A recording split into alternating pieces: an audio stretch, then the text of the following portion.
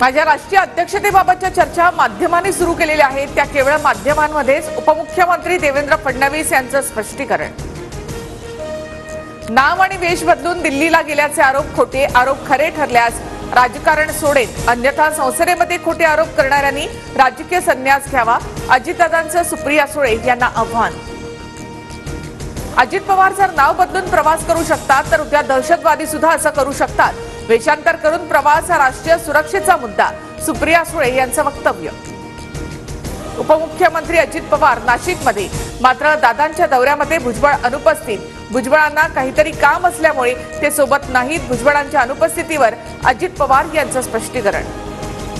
Sitting जागा ज्यांना त्यांना राहाव्यात अशी प्राथमिक चर्चा झाली, मात्र मेरिटनुसार उमेदवारांना संधी देण्याची मानसिक तयारी.